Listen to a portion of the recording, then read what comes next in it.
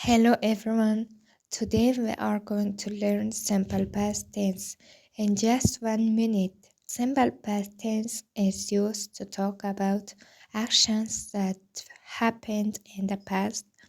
For example, I visited my friend yesterday. She watched a movie last night. Add ed to regular verbs like walk, walked, play, played. But remember, some verbs are irregular. Go, went, have, had. Try this. Change this sentence to past tense. I ate an apple. Keep practicing, and soon you will master simple past tense.